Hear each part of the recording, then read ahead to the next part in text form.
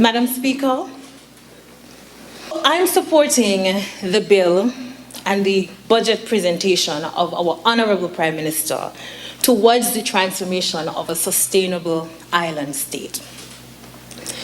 Madam Speaker, as an expert in the field and as someone who has been saying the word sustainable for about 20 years, it warms my heart when not only a Prime Minister, but an entire cabinet and clearly the opposition, well, those who are brave enough to be here all the time, supports the idea of sustainability. We are supporting the Prime Minister's vision. The Ministry of Sustainable Development, Environment, Climate Action, and Constituency Empowerment has also embraced this vision. We recognize that this ministry is the nexus of change for sustainability in St. Kitts and Nevis, and we stand ready to support the transformation of St. Kitts and Nevis into a sustainable small island state. Madam Speaker, the transformation of St. Kitts and Nevis into this Prime Minister's vision and the Cabinet's vision of sustainability requires fearless and visionary stewardship. And that's what we have in our Honourable Prime Minister. A dedication to a people-first agenda. And that's what we have in the Honourable Prime Minister and this cabinet. This government, rather. It also requires transformative and inclusive policies where everybody is protected. I'm going to spend some time on the importance of leadership, as did the Honourable Senator from the opposition. There is a critical need for leadership, and I take it as far as stewardship when it comes to transformation of our island. The ministry's presentation this morning is themed Change Through People. We are building forward through transformative policies for climate resilience, resource equity, and sustainability. Why these three things? If we do not buffer St. Kitts and Nevis from the inevitable threat of climate change through resilient practices, we will disappear. If we do not ensure that there's resource equity, where every citizen has fair and equal access and rights to state resources, our country will disappear. And if we do not ensure that our governance is based on principles of sustainability, St. Kitts and Nevis will disappear. So the thematic focus then will be a status report, a ministerial outlook, and the pillars of development governing the Ministry of Sustainable Development, Environment, Climate Action, and Constituency Empowerment. Why the status report? Madam Speaker, the status report is broken into three sections: what we met, what we didn't meet, and what we intend to implement as a ministry. Now, why is it important to discuss what we met? I'll use the angle of a builder. You can't fix something unless you understand the foundational challenges presented to you. On the facade, sustainable development seems like it was operational. The Ministry of Environment could appear as if a lot of things were happening, but upon deep investigation, we have recognized a lot of foundational problems with both ministries. And I'll list some now. The Honourable AG spoke to it. No procurement procedures for significant ministerial contracts. Deleted files. Diminishing a progressive ministry into a land distribution unit. a cycle of kickbacks, a system of punishment for workers and non-supporters, unwarranted project delays based solely on neglect and negligence, land for family and not for friends, even though the motto was family and friends, right? But we'll get into it. And of course, hurried developments to satisfy voters. What we met part 2, hatchet budgets that died the next day and were replaced by secret appropriations. Family business. Madam Speaker, for every $1 million the Ministry of Sustainable Development made, some families made $10 million. A 10-to-1 ratio. Now, I'm not saying people ain't supposed to eat, but geez, 10-to-1 millions. Problematic. We moved progressively, but slowly, towards what I'm thinking of as a failed welfare state. Our economy was not buffeted by CBI receipts, but it was governed by CBI revenues, dressed up as surpluses. And finally, what we met part 2, what is tantamount to a dolly house government. Ministers more content with puffiness and show and fluff than doing the real business of the people.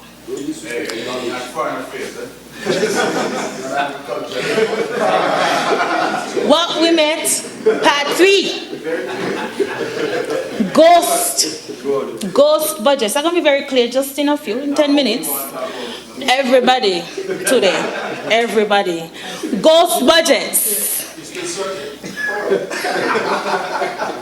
Madam Speaker, we had a budget for a whole department, constituency empowerment, hidden through ghost accounting.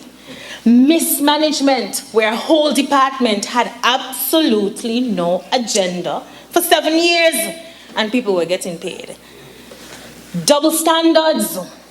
The Honourable AG alluded to it, but I'm dig a little deeper because it bothers me. Now, I've been in government since I've been 18, and I fully understand that to buy a pen, you need 3 quotations. But what baffles me is for the past 7 years, many people forgot that to hand out a $500,000 contract, you needed procurement. You needed the said 3 quotations. And today, I've not been able to buy a pen because I need 3 quotations. And I understand that is how government functions. But what happened in the past 7 years? And finally, and unfortunately, PSs and directors failing their ethical and professional mandate to serve the people. Oh, what we met part 4. Madam Speaker, the rise of the CBI program and the death of policy. This administration, that administration, for the past 7 years, oversaw the transition of the government's revenue, supported by about 10% when Dr. Douglas was Prime Minister, to nearly 60% of the government's budget. Now, for an accountant as a former Prime Minister, that's not just a nightmare, that is an economic crisis. How could you fool the good people of St. Kitts and Nevis for 7 years? Surplus, surplus, surplus, surplus, surplus, right? Surplus. Surplus, surplus, surplus. And nothing to all go so. There has not been one new thing from the Ministry of Sustainable Development, Environment, Climate Action, and Constituency Empowerment, and I wonder if Foreign Affairs, but the Minister of Foreign Affairs will speak to it, in 7 years. This Ministry of Sustainable Development, which was mismanaged by the former Prime Minister, deals with economic development, economic planning, and public sector investment. And I do not have one new thing to present from the administration for the past 7 years. It's important that I explain why this presentation will speak to stewardship and leadership. This is a philosophy of leadership from the past administration. If we met 10 problems, and we did, the member opposite can't even tell you of 9 of the problems. The government was shrouded in secrecy. Leadership was a solo engagement with no consultation, not of the government and not of the people of St. Kitts and Nevis, and surely not of the opposition, because anything we say was a problem. Civil servants were paid 5 to 7 years to stay home. How is that prudent fiscal management? How is that putting people first? And I know for the past 3 days, we've had a budget presentation of smiles and pleasantries, but I think the members opposite have an ethical and professional responsibility. They're culpable, because pleasantries and smiles will not absolve the members opposite from their failure to protect the government from corrupt leadership of the former administration. All members in the opposition are culpable. They're all guilty. They allowed a leader to lie about surpluses, to lie while he was running our government's budget into a deficit. That is tantamount to theft. Theft of the citizenry. Theft of our freedoms. We couldn't comment on anything in St. Kitts and Nevis. Theft of our rights to employment. Instead of empowering people, we kept them on welfare programs. Theft of our liberties in COVID-19. And theft of our ability to make a sustainable living. I pause here when I reflect on theft of our liberties and a government that would support young women being put in jail for 3 days because they held a piece of paper. I can't let it go. I cannot. A mother of 2 in prison, jail, whatever it is, on the bench, 3 days, because she felt it was important to say to the people of St. Kitts and Nevis, the restrictions are excessive. And that government supported the former Prime Minister, a failed leader, for 7 years. I think some people owe the federal government some money for 7 years of 2 salaries. I think it's only fair that some people pay back the federal government. But anyways, what we didn't meet, Madam Speaker, right? I thank you for finally recognizing. But did you, should I thank you when you allowed yourself to be fired? I think you should have resigned and walk over to the opposition side. Shouldn't you have resigned and walk over to the opposition side? What we didn't meet, Madam Speaker, we didn't meet a national development plan since 2017. Madam Speaker, I asked the PS, the current PS, to messenger down this book, and we all know this book. The Adaptation Strategy in Response to the New EU Sugar Regime, 2006 to 2013. And when the former Prime Minister and Minister of Sustainable Development took office, they extended this until 2017. And from 2017 to 2022, there has been no national development policy guiding the country. We just do whatever we feel like doing, governing on a whim. Dr. Denzil Douglas-led administration did this so the people of St. Kitts and Nevis could transition from sugar to tourism. They did nothing else. Nothing else. But I'll allow the Minister of Economic Development to speak to that failure.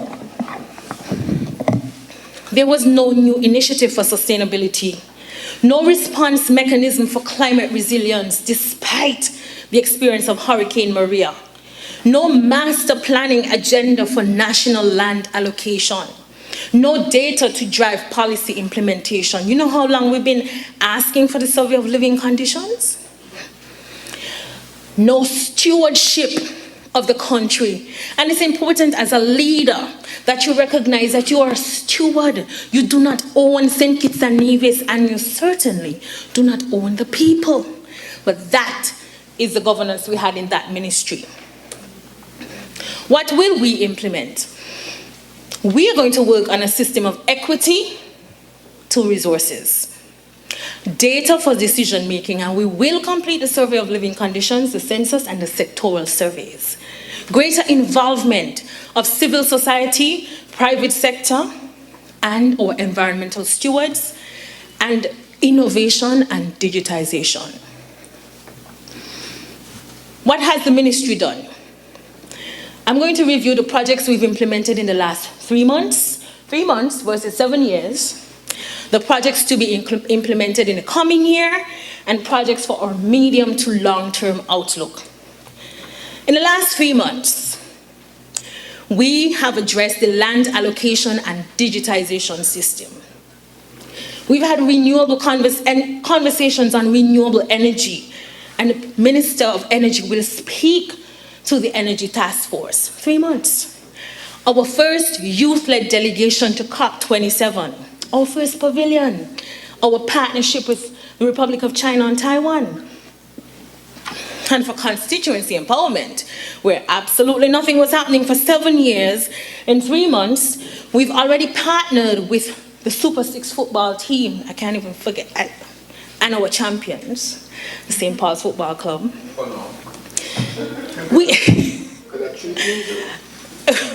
We have done a community cleanup, tons of garbage mobilized in weeks. In the last 3 months, the Ministry of Sustainable Development has approved 6 new scholarships. The government has established what it is called a project scholarship program for postgraduate and master's degrees for technical training under the National 5-Year Plan. We are offering 6 new scholarships to civil servants in geographic information systems, land use planning, sustainable land management, climate change or climate smart agriculture, and environmental management and ecosystems restoration. 3 months. We've had the first draft of the National Development Plan 2022 to 2037, which our Minister of Economic Development will elucidate on. We've had a young professionals access program to the same land that they only used to give to their families. We've had a cabinet submission and approval for what we call the promotion for the experienced and proficient in the civil service, because there are some persons who have acquired years of experience and can't move up because the Public Service Commission and the current membership thinks that you must have a degree to move up in life. Yes, we want to encourage you to have a degree, but we must recognize the value of experience. 3 months. In the coming year, we just snatched up, because we were intentional, a $50,000 Canadian project for St. Kitts and Nevis Sargassum management strategy. Madam Speaker, the money was available every year for the past 7 years and they didn't do anything about it. What is the big word? Sargassum management strategy. What is that? Seaweed, Madam Speaker, if you believe in tourism, and you recognize that our beaches are being inundated with sargassum seaweed, you ain't gonna do something about it? And food security. I remember before you came into government, that's why you're the master for agriculture, you were on the beach doing your research and partnering for sargassum seaweed. 7 years, money, just out there doing nothing. In July 2023, we're gonna have our first voluntary national review. St. Kitts and Nevis is probably one of the last countries to do this. And of course, our ministry is going to support the Attorney General's aggressive legislative agenda to bring our NCMA legislation, our Architects Registration Act. We are going to establish the Biosafety Board in partnership with Bureau of Standards. We're going to deal with the Land Allocation and Digitization Database, Minister for IT. We're going to establish our Climate Action Unit with an additional $1.5 million thanks to our Honourable Prime Minister, who understands that climate resilience is important. And we're going to transform this country into a sustainable island state. In the medium to long term, you're going to see the plans for the Royal Bastille Valley National Park. Now, Madam Speaker, I'm so happy that the Minister of Education decided to construct Bastille High School on the old BHS, because I don't care what you would have said. Nothing such as a school would have been built on the aquifer. Nothing. Madam Speaker, in our budget, if you compare 2022 budget to 2023, the capital project for the new Ministry of Sustainable Development building has moved from $1.5 million to $250,000. And which minister gives up money? A minister who recognizes that you could have a fancy building and no access to land. It makes no sense. You could have a fancy building and people can't find out where their land allocation file is. It makes no sense. So we have cut that to $250,000 so we could go back to the people and allow our Gen Z architects and designers to create a really, truly green sustainable development building in line with our transformation as a sustainable island state. NHC will be supporting us in our Green Homes template. Our project houses, low and middle income, will be redesigned, solarized, water harvesting, backyard gardening with raised beds, so that food security, energy security is all part of providing home security. And of course, we will have a national master planning agenda, not some hurried off, batched up land development in July because you fire your whole cabinet and you want to make people happy by giving out fake land. Wow. Real master planning. Fake land papers. Well, you know, I will get into how fake the land is. I'm going to get into that. They don't exist. If I had none to give, I had a bad about that. I had been fired. Wasn't me? Phantom land. Now to the ministerial outlook for sustainable development, environment, climate action, and constituency empowerment. Madam Speaker, when the ministry says that we're going to build forward better, this is a progressive analysis on which our country's systems of access respond to vulnerabilities, to existing crises, and to future crises. We are doing this with climate responsive planning and development. So this takes into account infrastructural modernization for climate resilience, rural regeneration, decarbonizing manufacturing and agriculture, directing skills enhancement towards climate resilience, a diverse macroeconomic framework for planning, policy inclusivity, equity, and economic resilience. Why did we realign the ministries of sustainable development and environment? They are interlinked. One must function with the other. Climate action, and thank you, Prime Minister, for recognizing and championing the cause of elevating a climate desk to a ministry. It's a responsive step. Climate action is the cornerstone of our resilience and must be the thread which weaves every ministry together. The empowerment and constituency empowerment. Now, I want to pause here and say, you have to be a very confident leader, not only to transition the management of sustainable development to a senator, but also constituency empowerment.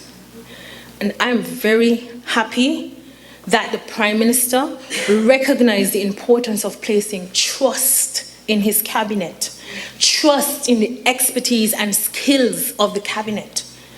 The empowerment agenda will be a grassroots level agenda which is integral to successful policy implementation. Everything that we do at the Ministry of Environment and Sustainable Development has to be implemented through constituency empowerment, grassroots, to the people. Now, what is the role of the Ministry of Sustainable Development? If the former Prime Minister was here, he would be clueless. Because it's been 7 years of neglect and failure, 7 years of corruption, and then about 5 years trying to bring down the Labour administration, and then another 18 to 20 to probably 100 years failing as a minister. A ministry that has been diminished to land and theft. Although the Ministry of Sustainable Development was intended to tackle a whole host of social and economic problems while implementing and developing contingencies to mitigate potential future risks of our country, it has been misused, misconstrued, diminished, and frankly neglected into what Kittians call the Land Office. There's been no direction for 7 years, no clear mandate by the former minister on the pathway for such a critical ministry. Failure in leadership again. And self-aggrandizing leadership.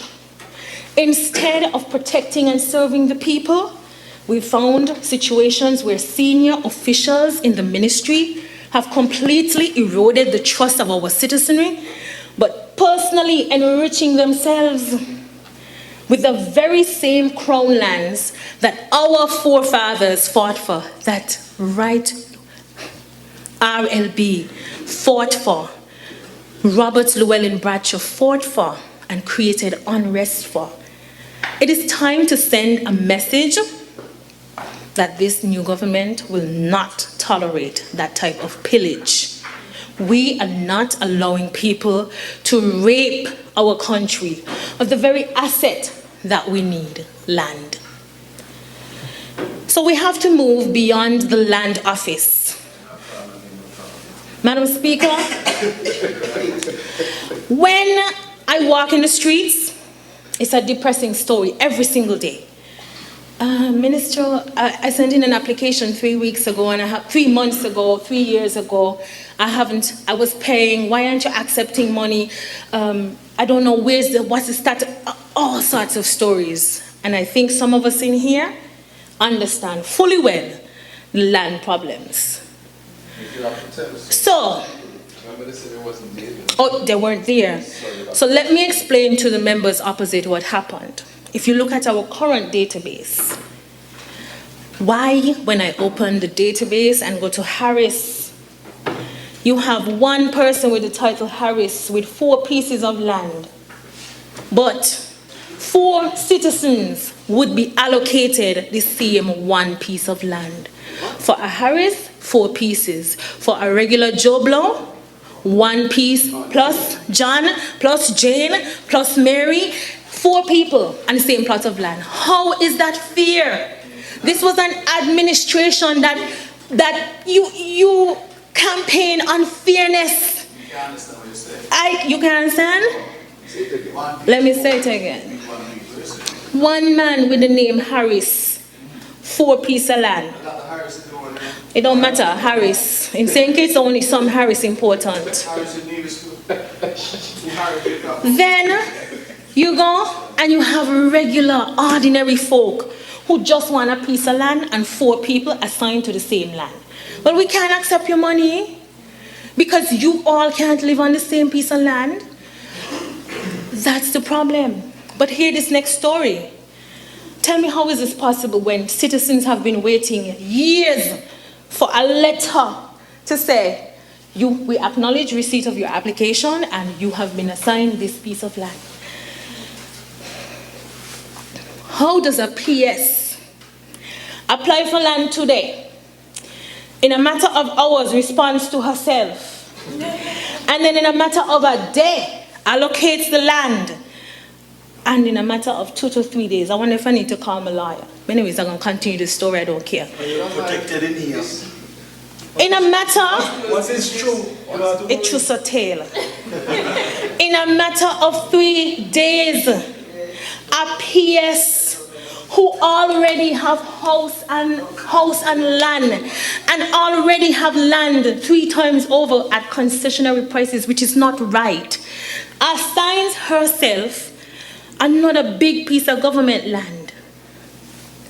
And when you ask questions, the land was assigned to a non-tax-paying, non-social security contributing, not working 13-year-old daughter. How that right? How is that right when big man and woman are wait for a piece of land to build a house, to move out to their mother house? How is that right? How is that right, Madam Speaker? People can't get a piece of land. People can't get a house. If you didn't vote for them, you can't get anywhere to live. You can't get a piece of land. The current PS is there, finding people application letter in boxes because they had no intention of responding to the people of St. Kitts and Nevis. That can't be right. Jail got to be in that. There is an ethical and professional abuse of the system. Senior civil servants must now ask themselves, was it worth it? When you allowed contracts to be honored without a procurement procedure, without a request for proposal, with no revision by Public Works, you know what the real solution is? All those persons who are out there waiting, texting and calling me and asking me, and when you're going to get paid, go look for the PS to sign your contract. Here we go. Go look for them. How do we honor millions of dollars in contracts? Where is the procurement procedure?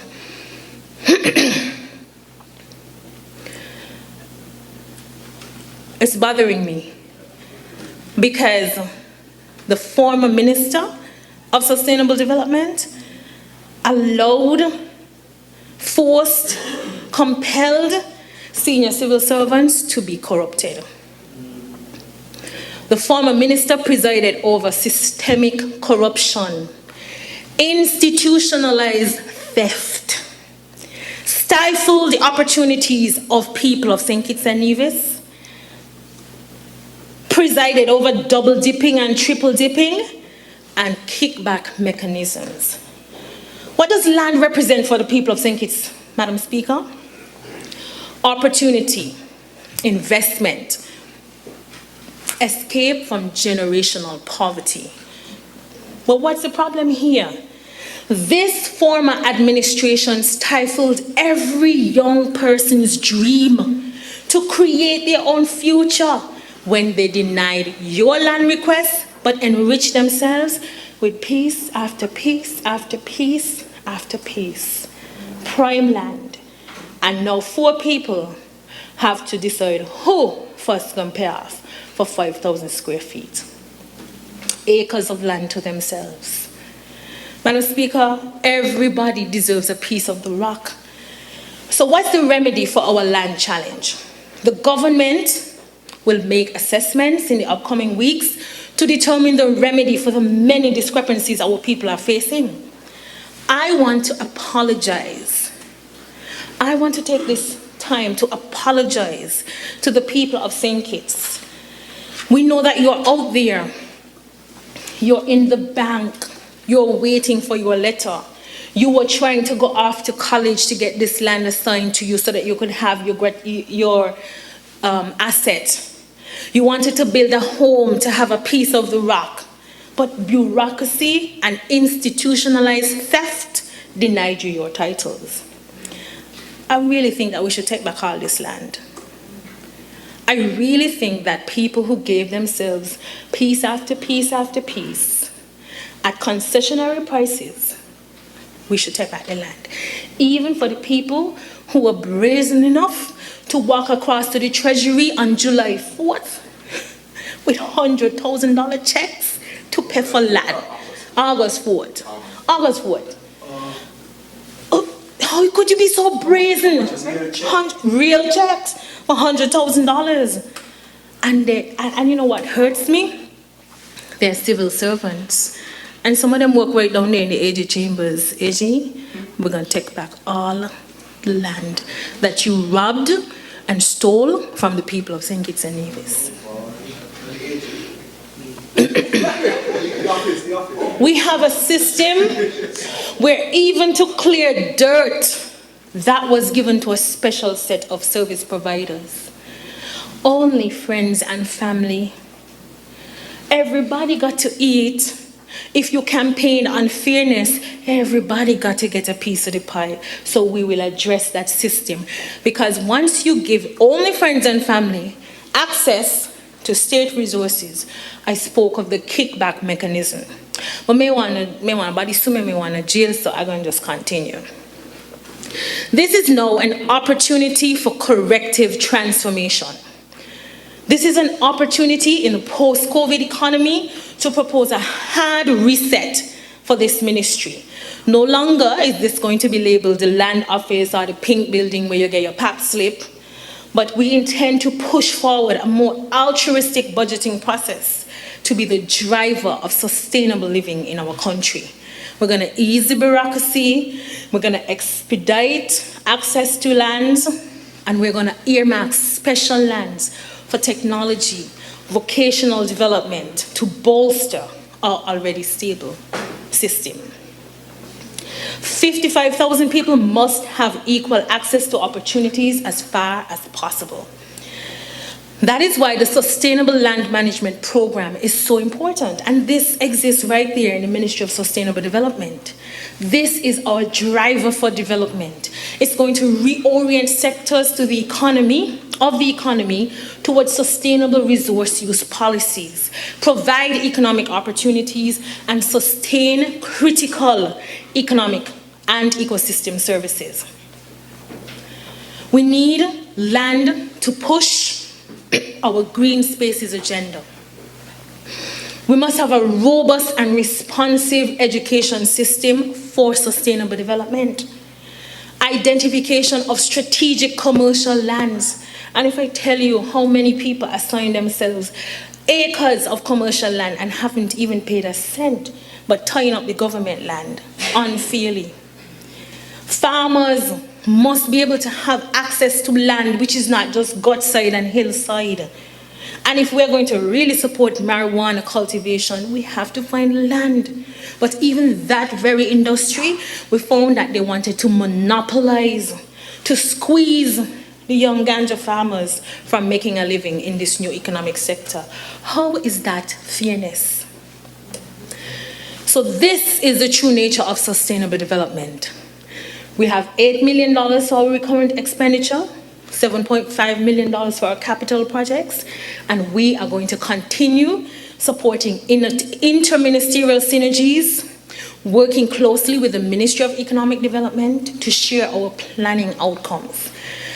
This ministry will be the hub for the Sustainable Island State agenda. And we are going to integrate sustainable development through what we call the Integrated Sustainable Development Council, which is not just interministerial, but private sector, activists, movement actors, and civil society organizations. Some of us don't even know that the Department of Economic Affairs and Public Sector Investment Planning is responsible for guiding us where we need to go. This is the department that has now pushed, finally, our National Development Planning Framework 2022 to 2037. We now have a first draft directing our development. It's not willy-nilly, it's not CBI only, it's strategic planning which incorporates all sectors of the economy. We have been planning without statistics. We have been determining what happens in St. Kitts and Nevis without understanding what policies are really needed to support the poor, the indigent, and the vulnerable. So what's the solution? We're going to be providing some robust support to the Department of Statistics. And sometimes robust support means cleaning house. Because if people have been working for 7 years plus and haven't produced, then clearly they're not motivated to produce and need an injection of new life in the ministry to get things rolling. Thankfully, we have capital project support for the National Housing Census, which will be completed in 3 months, the Agriculture and Fisheries Census, the Enhanced Country Poverty Assessment Reports, and our Visitor Expenditure Survey in partnership with the Ministry of Tourism. We will continue supporting community projects such as the Mansion Bay project, and we are extending support to St. Paul's Bay and Gibbons Hill in partnership with Whitegate. We are pushing for greener livelihood and greener and friendlier support to physical planning. We had the problem of the urban vendors. And during COVID, we saw weakness and cowardice again, where urban vendors were stifled because some ministers were afraid to take distinct and direct policy action before COVID-19. So we're going to adapt our green spaces mandate to push this through our building boards. You submit your plans, ensure your designer makes them green. Take a page out of the books in Nevis, water harvesting and cisterns, and let's take it further and solarize our homes. That's why you're not getting some of that.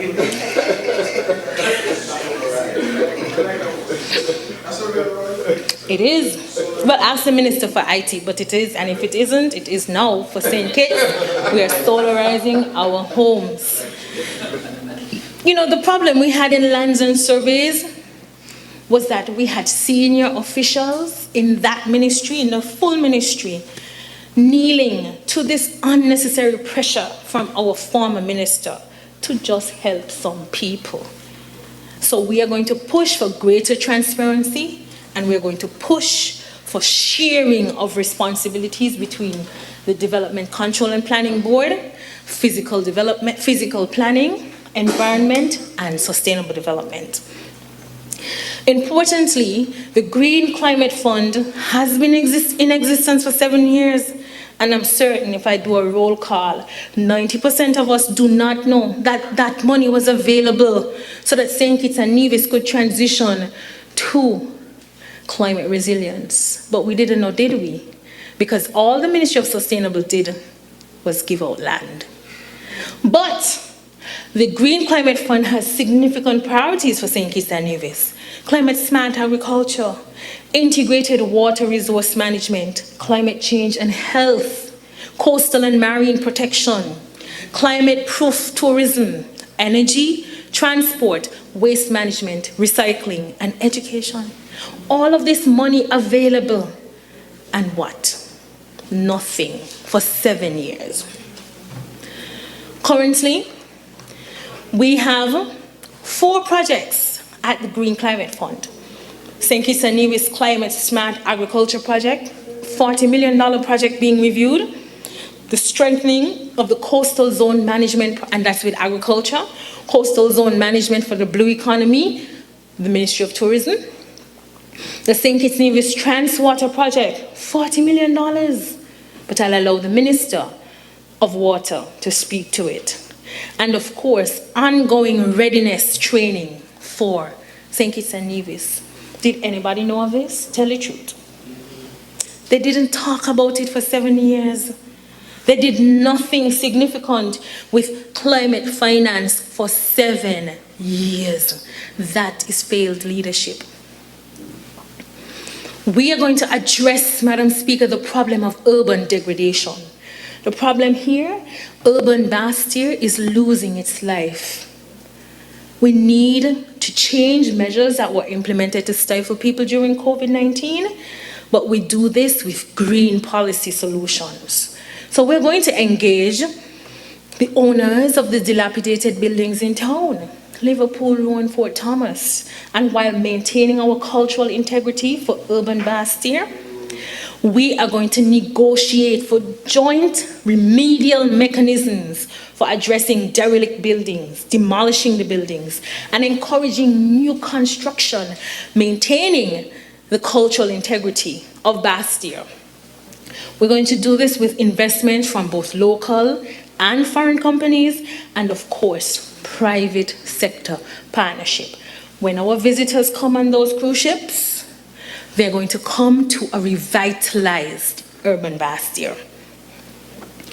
Continuing our support for the St. Christopher National Trust has been important because we must complete our National Museum Restoration Project.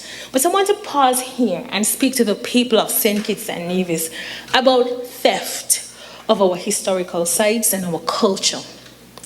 It is wrong to go to the estate yard and break down the buildings and take the stones.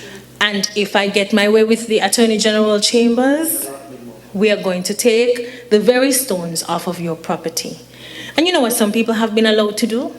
Fence in acres of estate land under the guise of farming so that they could just break down the chimney and take the stones and put them on their house. And that was allowed for 7 years. How is that sustainable? Our culture and our history is integral to where we are going as a people. And we cannot allow that type of pillage anymore. With environment, we are going to push for the draft National Conservation and Environmental Management Act. This is going to guide now our transformation, our biodiversity protection, and our transition to a sustainable island state. We are going to push a very aggressive recycling agenda. This will be done in tandem with the Republic of China and Taiwan and their national recycling program. We need to address the problems of plastic waste. And as I said, everyone in the opposition is culpable.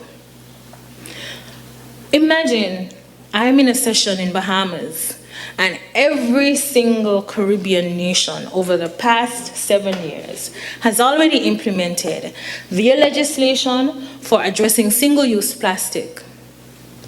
And what for St. Kitts and Nevis?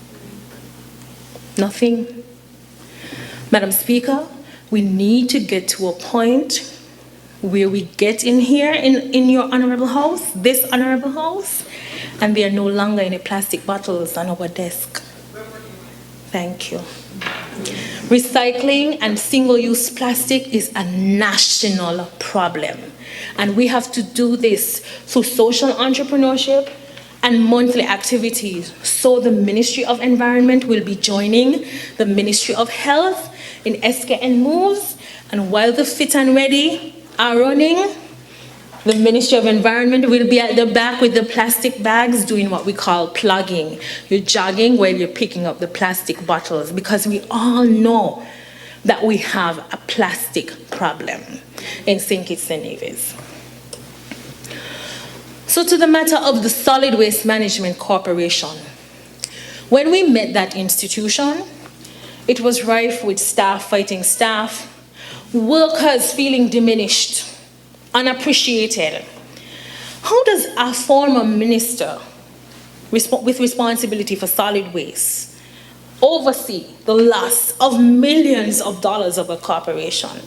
How does that happen in 7 years? That solid waste, which had millions, is scraping in $900,000 a year. How? Where did the money go? What was done with the money? Spending with no strategic plan, passing loans to NHC, not to build houses, but to build road in a constituency. Solid waste money taken and given to a housing corporation, not to build homes for people, but to build a road in Cayan. But how you sit down and allow that to happen? Did the cabinet not meet? Did people not say that we're going to do this? Did nobody question if this is part of a strategic agenda? How is this going to help the country? How is this going to serve the people of St. Kitts and Nevis? It didn't happen. And now, we in this ministry have to clean up the mess. So I'm thankful that in our budget we have, again, an additional $1.5 million to support solid waste with a staff-first policy. How can workers, not because you're working on the garbage truck as a loader, means you should work in problems, means you shouldn't have occupational health and safety. It means you should work on the weekend without getting paid? How is that right? Is that right in the labor laws? No. Because you take the corporation money and do nonsense, you have to stifle the workers who have to work on the weekend and work double shifts and can't get paid. But thankfully, our Minister of Finance and Prime Minister stepped in and the instruction was clear. Pay the people when they work. And we've done that. Improve the conditions for the workers, and we have done that. And we will continue supporting SWMC because you could have all the water you want, you could have all the food you want, and the tourists could come. But if those workers don't get up at 4 a.m. and turn the engine for that truck and take up the garbage, nothing matters. The water will be dirty, the food will be contaminated, and the tourists will not come. So we will be prioritizing solid waste. We stop robbing them of their money. We're going to take care of the workers, and we're going to ensure that St. Kitts and Nevis is clean. Continuing with support for Parks and Beaches Unit, they are working. Madam Speaker, we decided to do the Christmas cleanup. The Prime Minister said he wants St. Kitts to be clean for Christmas. And I thought, okay, sure, we could do this. It's easy. It's been the second weekend, and if you drive through some alleys, people still have garbage outside of their doors, and we're going to continue taking up the garbage. But you know what this suggests to us? That we've had a really serious litter problem. We thought we could manage the community cleanup with the gut cleanup, but when we saw the videos of the white goods in our guts, of boxes from commercial and corporate St. Kitts in our guts, we recognized that we had a serious problem, not just with littering, but with behavior and understanding of the importance of environmental protection. So what has the ministry been doing for 7 years when we are now at that crossroads where environmental protection hinges on our survivability? We're going to work with the people of St. Kitts. We are working now, and I want to take this moment to thank the workers from STEP, the Alternative Lifestyle Program, Peace, the litter wardens, and the environmental health workers and drain cleaners for coming on board with our Christmas community cleanup. It's been 2 weeks, and we're going to continue this project. And we really need some more money because we have to clean up St. Kitts and Nevis, and we will get it done. We will get it done. Constituency empowerment, the final ministry. It has been 7 years of failure. The problem is the ministry had no mandate. Workers had very little accountability, and they were failing at what should be local governance. Now, when a director sits in front of me and says, Minister, when I read your files from 7 years ago, I recognized that when you were the former director, because I was until they came with guns and told me to vacate my office at 4 p.m. It's okay, I'm getting over it. That the files, that's why you do, that's why you sent for me. Yes, you and all are you. I don't know. So, and the director says, you all did work. You had plans. You had documents saying this is how you're going to help people. You had a full database. You started the community and constituency profiles. And I said, but what have you done in 7 years? Well, we weren't given anything to do. We were just told to come if there was like an event or, move some stuff for Christmas. but we were not given anything to do. And that is why I said the former Minister of Constituency Empowerment presided over a ministry and a system of neglect and failure. How do you do that and call yourself a minister and call yourself somebody who was elected to serve the people? That is wrong. So we are now going to repurpose the Department of Constituency Empowerment.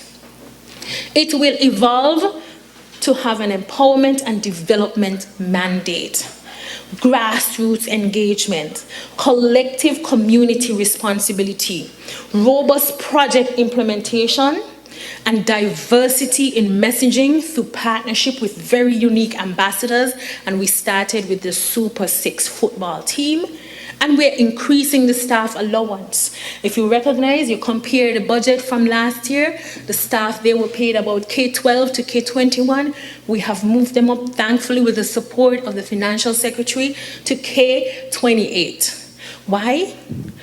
People got to be paid to do work. And we recognize that the empowerment agenda at the constituency and community level is critical to our transformation as a sustainable island state. If you want work to be done, you have to pay for work to be done.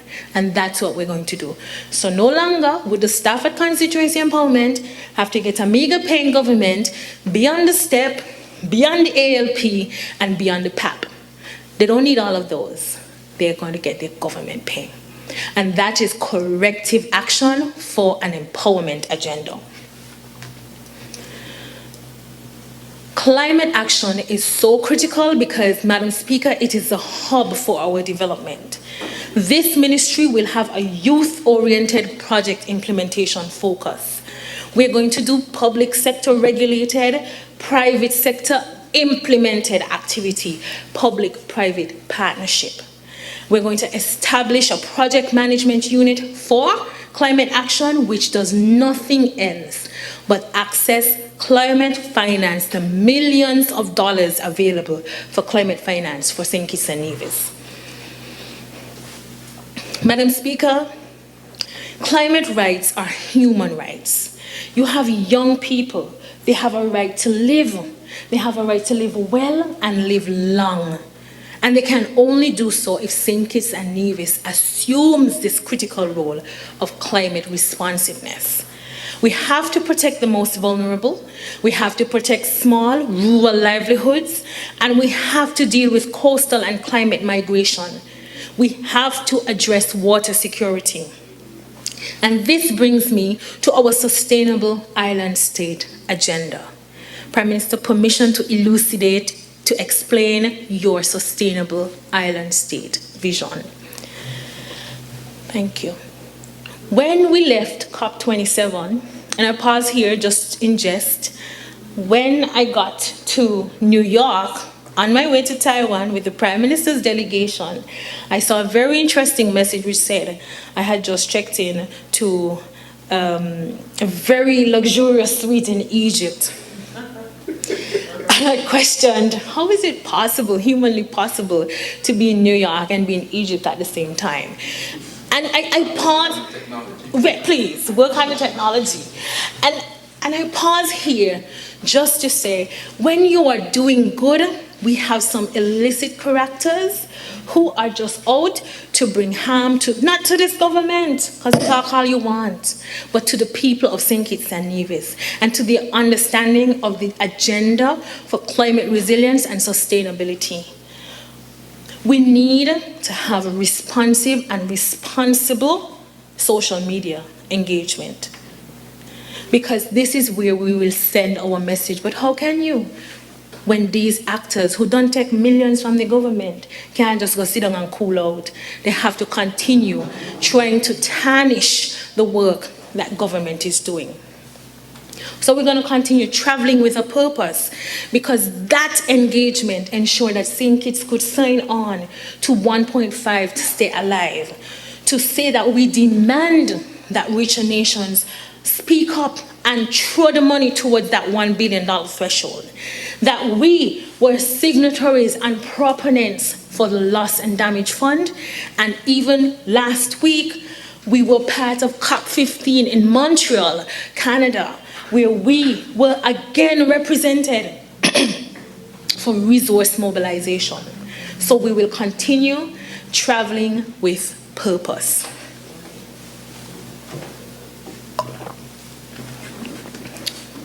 Madam Speaker, Barbados has its Roof-to-Reef National Resilience Plan. Dominica, CREED, Climate Resilience Execution Agency, to address the post-Maria transition. In St. Kitts, we will establish our Climate Resilience Agency for sustainability. And this came out of COP27. The Foreign Minister and the Minister of Energy walked up to me and said, we need to get this done. We need an agency that can push for energy security, climate resilience, diplomacy and sustainability, smart agriculture, climate smart agriculture, technology and sustainable industries, which addresses economic development and tourism. And that call at COP27 has been answered by the Prime Minister's injection of millions of dollars to support the Climate Action Unit. It will be done. And I'm very proud of that. We are going to mitigate harm. We're going to protect the vulnerable, which this former administration misused and abused. We're going to deal with programming designed by the people and for people. And we're going to implement appropriate compensation structures for those actors who are on the front line of environmental and climate justice. I maintain, pay people to work and they will work. So what are our pillars for sustainability? Water security, energy security, technology and innovation, food security and health, and sustainable industries and livelihoods. We are going to continue our partnership for our transition to a sustainable island state with the Republic of China and Taiwan. They are our partners for life. We're going to push an environmental health agenda with recycling and circulatory practices, and we're going to continue climate responsive planning. This means you need greater access to the government. The interactive databases. The Minister of ICT has already promised that next year files will be searchable. You can find information on our government. The pillars for sustainable development, circulatory practices, innovation culture, and people-centered policy. This is the philosophy of a climate resilient and sustainable government. There is money in garbage, clearly. The former administration knew that, but they just took all the money. So we are going to support recycling industries. We are going to empower people through their own innovation and creativity. And we're going to ensure that we limit waste or engage in waste-to-energy programs. This culture of innovation has to be the foundation for our sustainable transition. It means that we're going to have youth-led design and investment. They're going to engage. We're going to have a model for integrated sustainability. Every ministry has a part to play in our transition to a sustainable island state. It deals with justice. It deals with education, visitor arrivals, climate smart agriculture, technology and innovation, foreign policy which speaks specifically to sustainability. You have to travel to shake hands to collect money. And that has to be the role and focus of the Minister of Foreign Affairs. The modalities to support creativity and the orange economy are also fundamental to our sustainable island state agenda. It means modernization, robotics, and innovation for resilience, localized innovation. That sounds like a plan. That sounds like leadership with a purpose. Sustainability includes all ministries.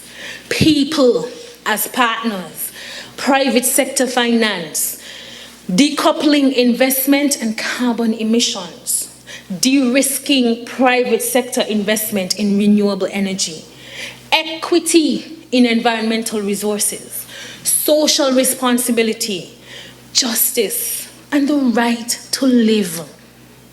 The right to live and live well. So, our agenda is people first, politics after. Land access for intergenerational wealth, a rural livelihoods focus. We are going to take care of the transient population in St. Kitts. We're not just going to bring them into St. Kitts, marry them off, and give them passports. We are going to engage them in development. We are going to ensure that they are buffered when they occupy coastal zones which are at high risk to flooding and degradation. We will protect our migrants. And of course, as a member for number 1 likes to comment on, spiritual tolerance and respect for people's rights. That's the Sustainable Island State agenda. This requires behavioral change, so we will continue working with our local partners so that St. Kitts and Nevis can transition with the government, with the private sector, and with community organizations into a sustainable island state. There is strength in our smallness. We can overcome the 3 C's threat of COVID-19, climate change, and conflict. Our government has a zero poverty agenda. To get there, we will collect the data, we will analyze the data, and we will funnel money towards the most vulnerable, not just family, and certainly not just friends. And our Climate Resilience and Sustainable Development Agency will ensure that all partners are on board. Madam Speaker, as I wrap up, I want to mention that we can change. We can change the culture of talking enough, taking enough, and doing nothing. We can create a resilient St. Kitts and Nevis where people are prioritized. And we can implement transformative policies for sustainability and climate resilience.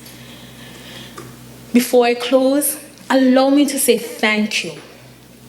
First, to the people of St. Kitts and Nevis for believing in the St. Kitts Nevis Labour Party and for trusting us with your country. Thank you to our Prime Minister for acknowledging and championing the need for sustainability and climate resilience that's progressive and that's visionary and responsive. Thank you to our cabinet and this government for bringing sustainability into every single ministry as a priority. And to the PSs and directors who continue to govern, thank you. Madam Speaker, the transformed St. Kitts and Nevis is one where we envision that water security is 24/7. Food is sustainably grown in backyards. CBI is not a plus. CBI is a plus, but not the equation. Energy is renewable, accessible, and inexpensive. Technology is accessible to all. Tourism is inclusive, sustainable, and green. Industrial activity is decarbonized. The education sector is experiential and based on green principles. And all of our citizens are protected. We will transition to a sustainable St. Kitts and Nevis, and we will do it. People first, politics after. I wish this bill safe passage.